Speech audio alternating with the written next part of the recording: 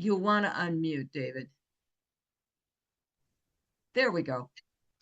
Okay. Hello, everybody. Uh, like to thank the Serenity Improvement Group for allowing me to share my experience, strength, and hope tonight.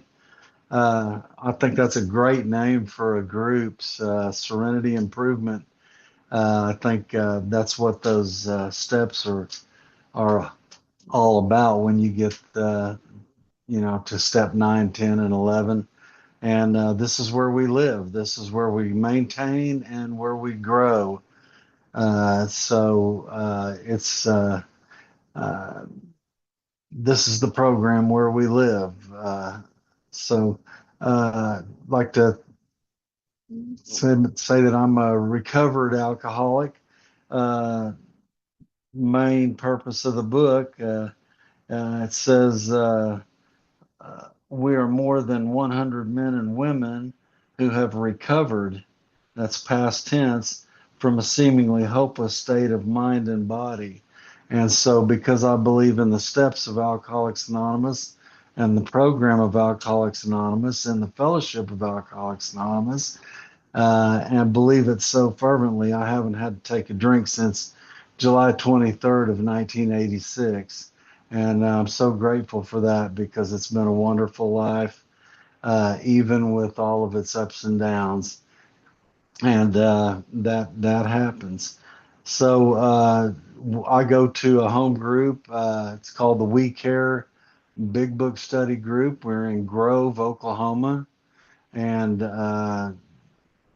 Grove's just a little town on Grand Lake over here in Oklahoma, and we have probably about 15 to 20 people come on the average. It's not a real big group, but we're avid big book studiers, and we just try to stay in the book and uh, improve our serenity level, like the name says.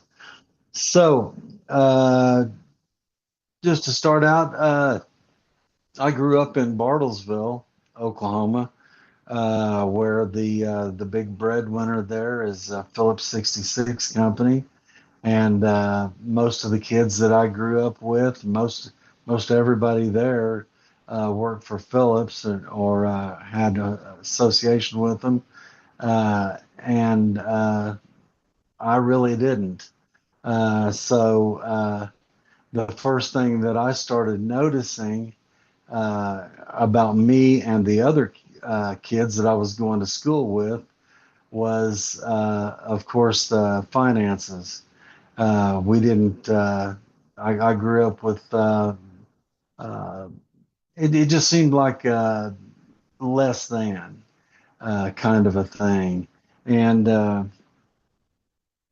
so, anyways, I kind of had that little stigma in me that you know. Uh, the book talks about selfishness and self-centeredness that we think is the root of our trouble, and so we just can't help but to think about ourselves. That's It's a constant deal with us, and it just creates that anxiety, that fear, and it's just all makes good for a kind of an excuse making machine, and these are the things that I started experiencing probably by the time I was in fourth or fifth grade, I'm supposing, before I got to junior high for sure. And so I was living with this anxiety and of course I didn't know what it was. I just thought this was life, and I thought this was all real, and so the delusion had already started long before I took a drink. I could have used a drink probably about fourth grade, I would imagine. It would have done me some good. But going on from there, uh,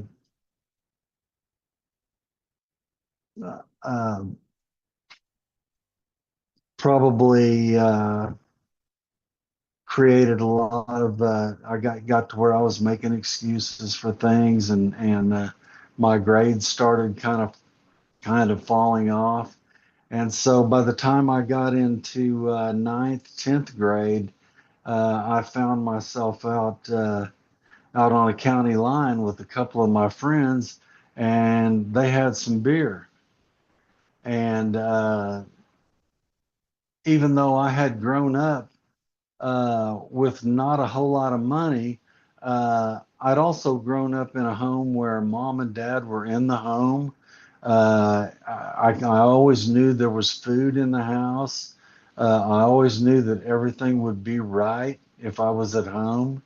I didn't grow up with any really bad things going on in the house or anything like that.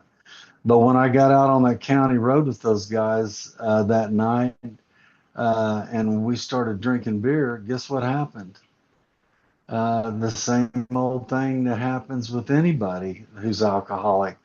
It was gave me a sense of ease and comfort, which I had never had before, and it was just I just kind of turned my will and my life over to the care of alcohol as I then understood it, and was ready to understand it better because it was just the best thing that had ever happened at that point. And so I was off and running, and it wasn't long after that that we were just we were young and immature and going to parties and playing party games, and the whole point was to kind of get uh, inebriated. That was the whole point to it. I thought everybody did it. Well, everybody did do it that I was hanging out with, but everybody wasn't doing it. Later on, after I got into sobriety, I was looking through uh, uh, a high school album with all of our pictures in it and everything with the kids that I graduated with, and I realized there was a whole lot of people that weren't doing this. Uh, Getting back to growing up there, I grew up in a little subdivision called Oak Park, and um, it was just it was kind of like living in uh, if you've ever seen the TV shows, uh, you know, Andy Griffith's show or that kind of thing. That's kind of the way I grew up. Everything was okay. I didn't have a bad time or anything. But when I first started drinking, it took over, and so that's kind of the way it all started for me. I got that ease and comfort, and we just was off. By the time I got to my senior year in high school, I had dropped out. It was the early 70s to mid 70s whenever I was going to school. And of course, there was a lot of other things to get into, and I got into those things. And it became a real problem uh, because my dad was a police officer. And so I was doing all these other things. My dad was a police officer, and so our relationship was more than just strained. Okay, it was a bad situation. By the time I got to sobriety, when I was 28 years old, we absolutely, I don't think we had spoken for several years. Just couldn't couldn't get along, couldn't agree on anything. He was really disappointed with my life, and that was a big deal for me because my dad is absolutely the most important person that was in my life at any time in my life, and so uh, it's that's the way these things happen whenever we're out drinking and doing those things. I had gotten married by the time I was 20. Uh, I had gotten remarried by the time I was about 22, 23, and started having kids, had a couple of kids with my second wife. And it was just a bad situation all the way. Uh, that's my experience. My experience is what happened, you know. And my mom would come by and get me out in the car and out of the house and beg me to go get help.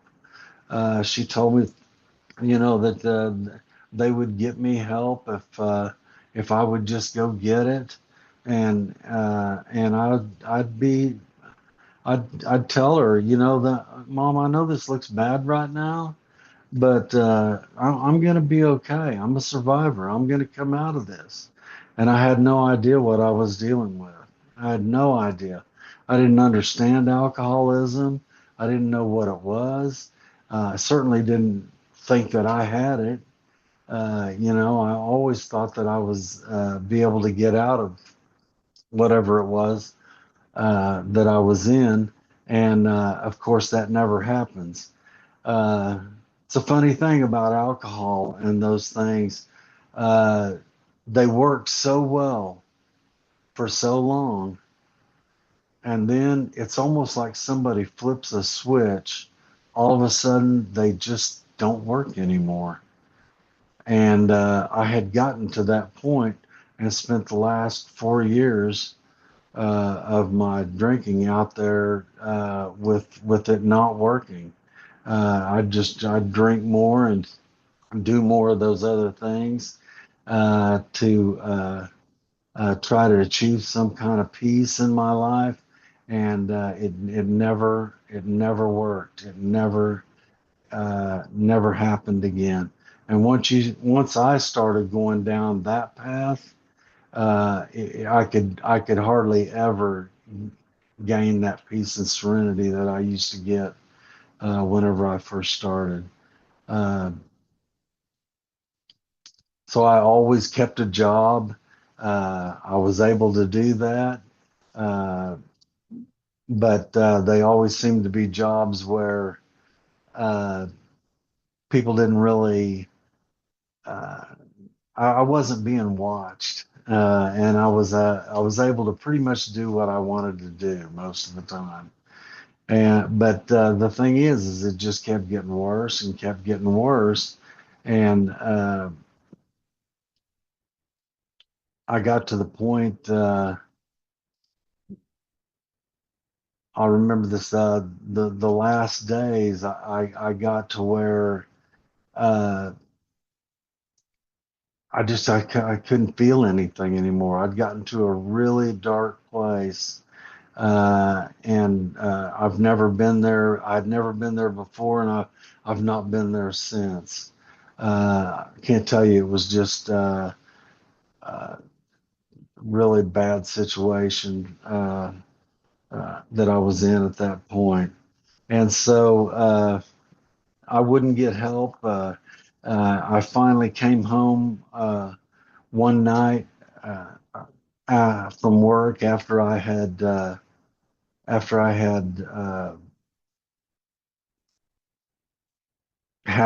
been through 2 or 3 days of really bad drinking and on, and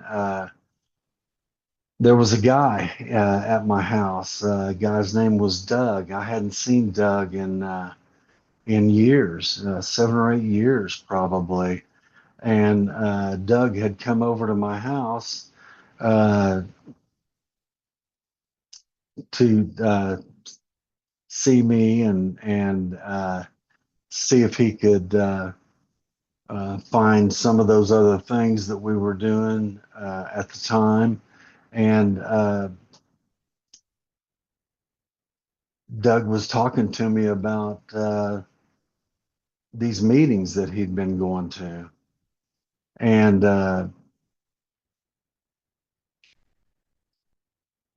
he just he wasn't really making it. He was waiting on a bed at a treatment center. He was getting ready to go to this treatment center, and he was talking to me about these meetings that he was going to that was helping. And so he asked me if I wanted to go to the meeting with him that night, and I absolutely I said yes, I want to go.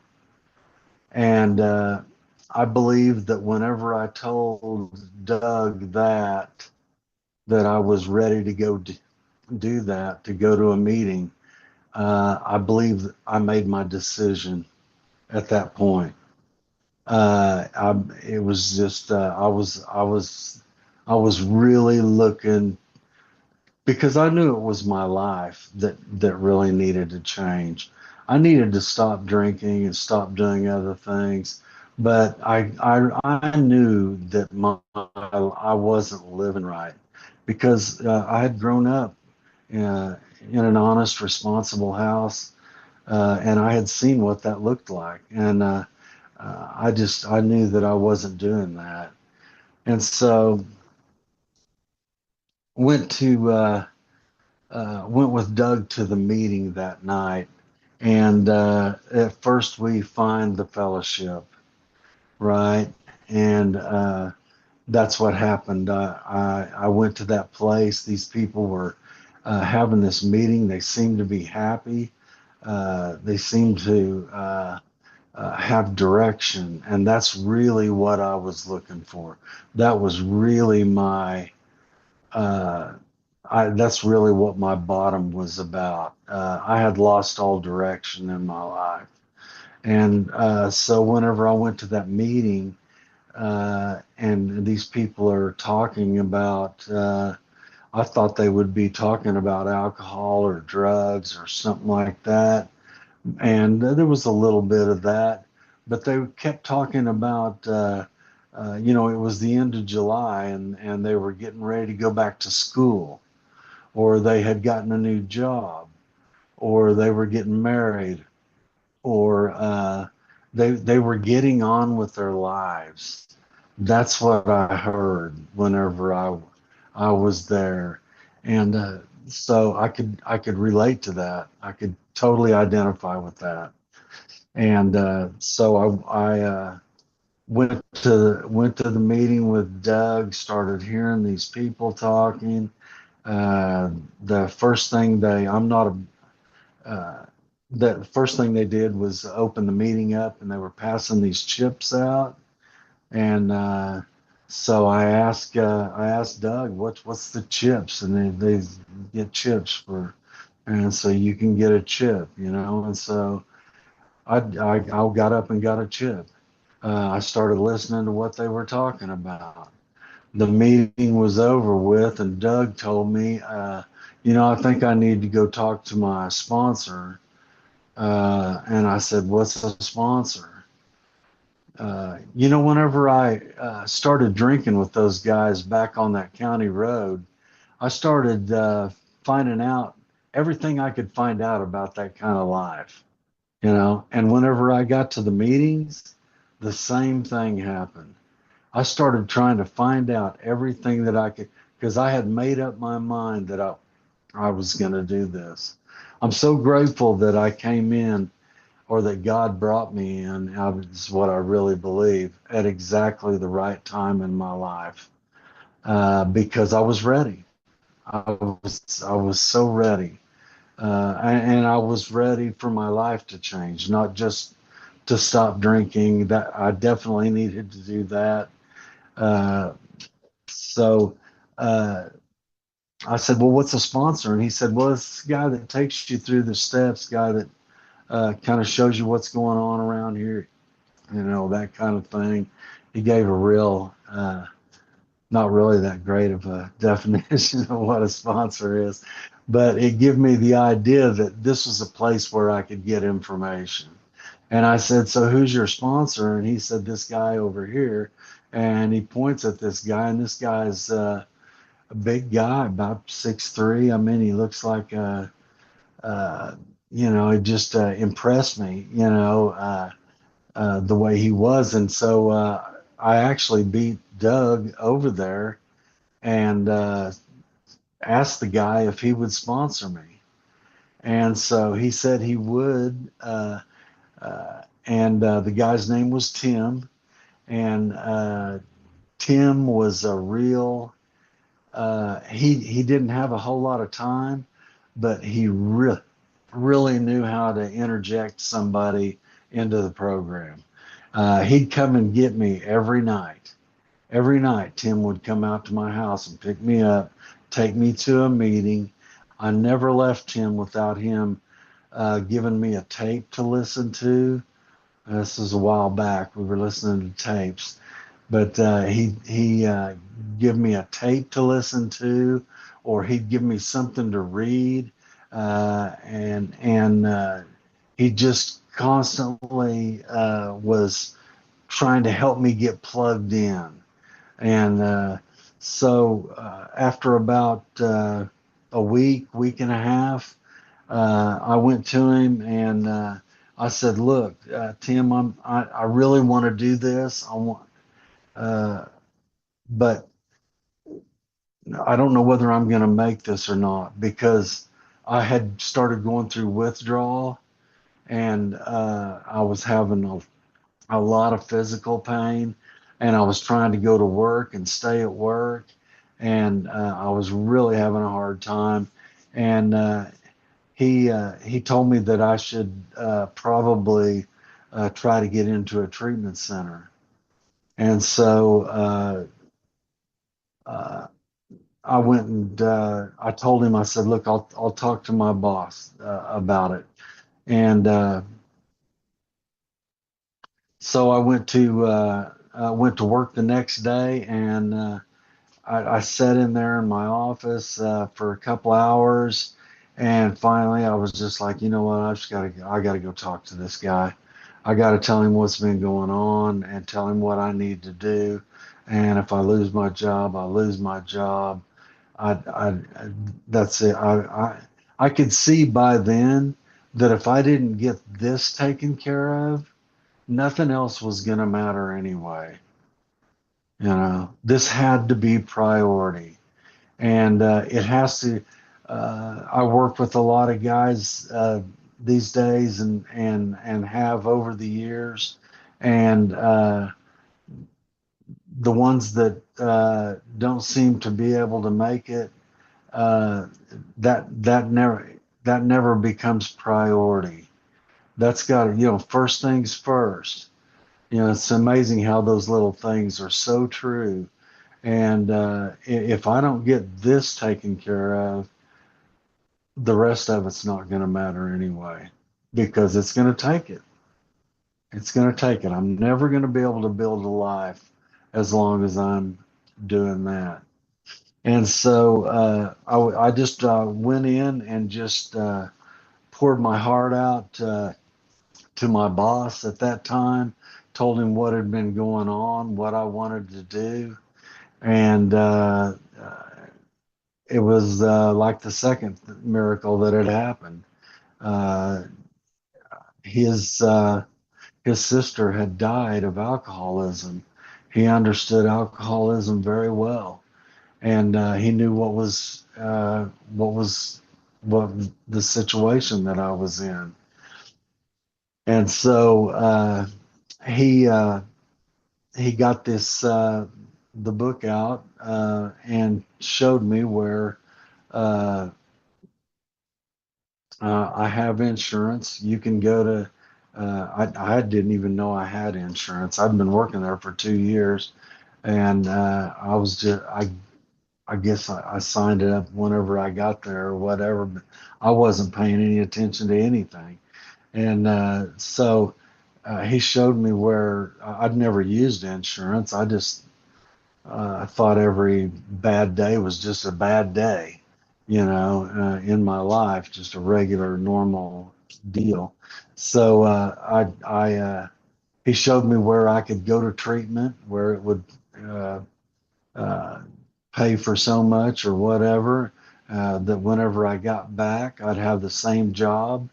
and that I'd probably have more responsibility, and that if I was ever caught on the job or got into any trouble with that again, uh, he would, that would be it. I would lose my job.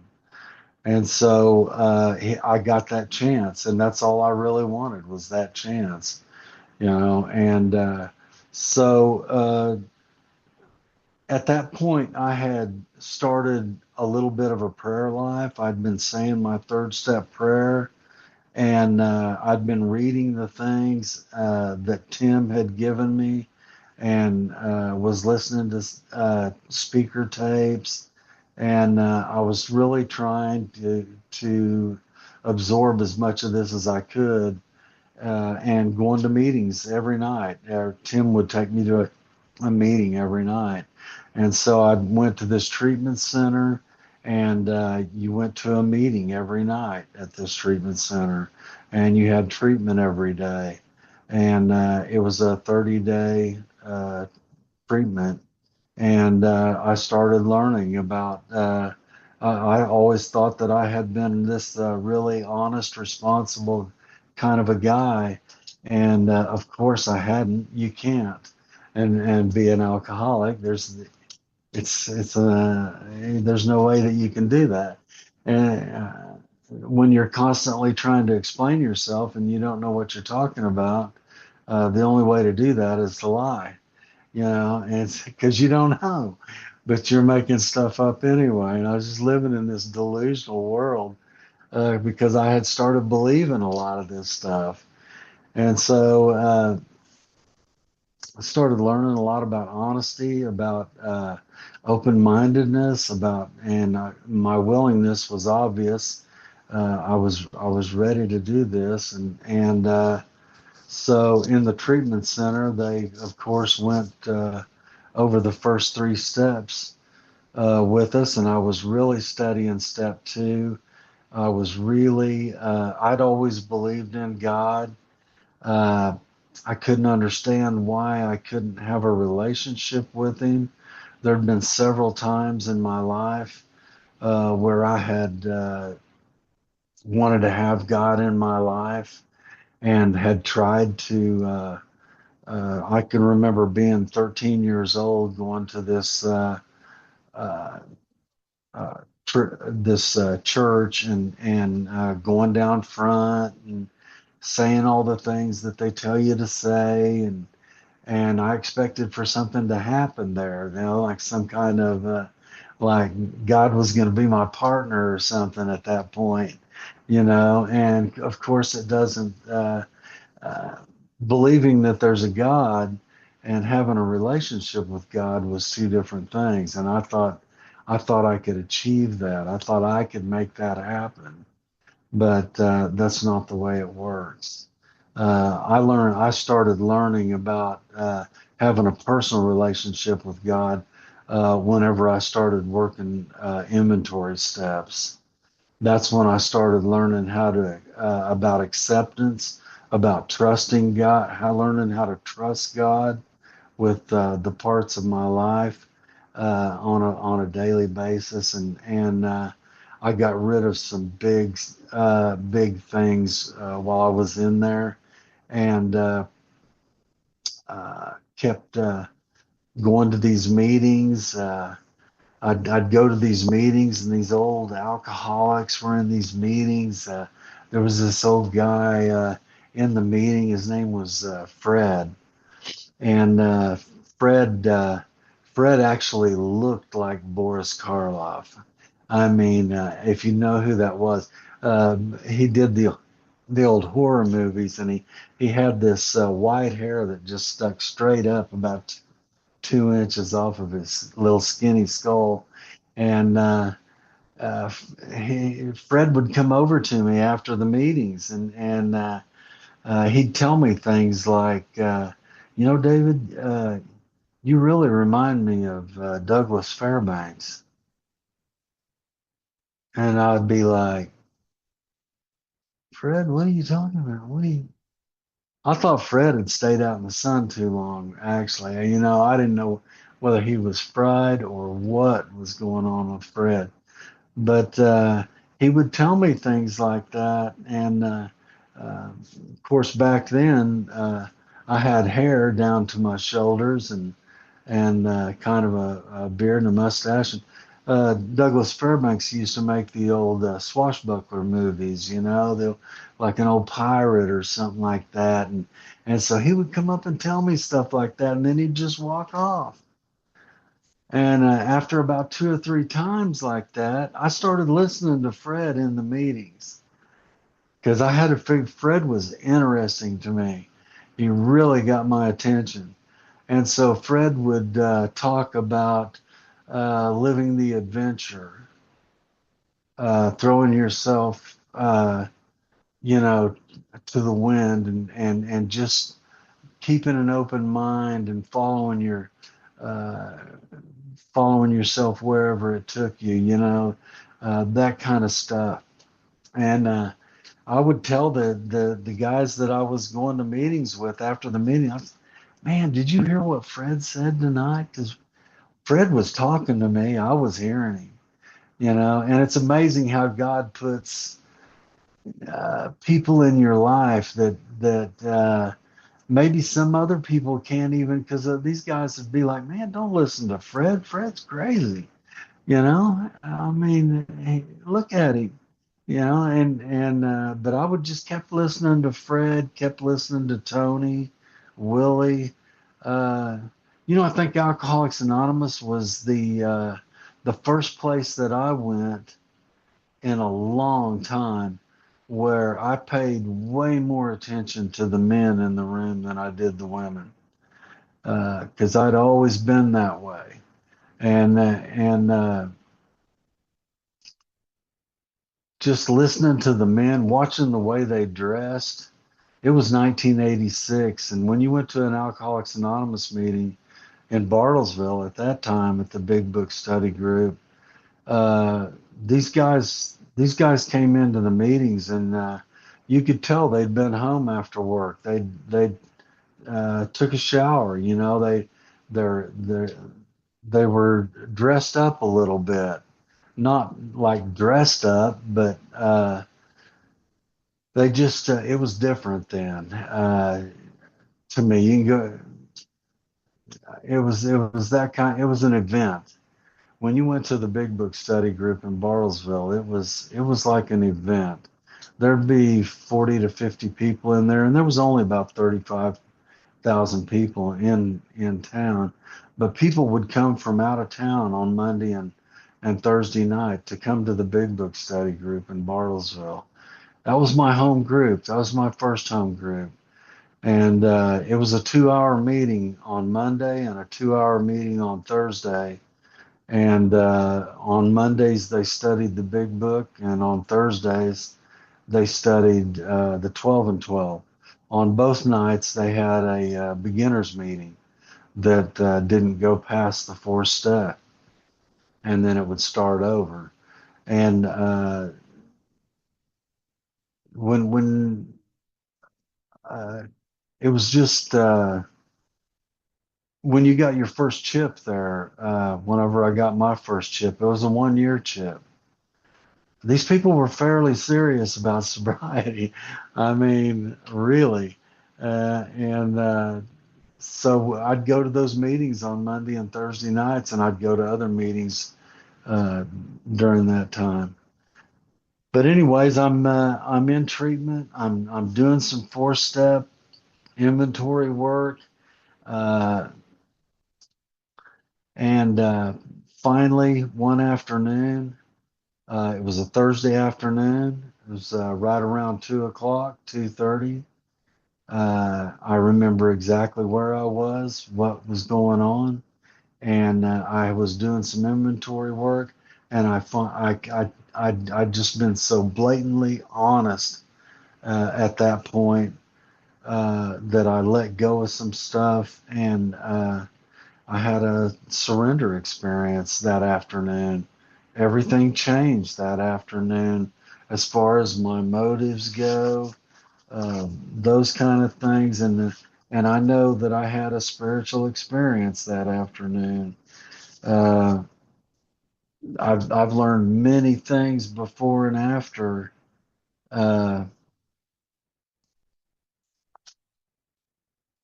in a spiritual awakening kind of a way, educational variety. But uh, I definitely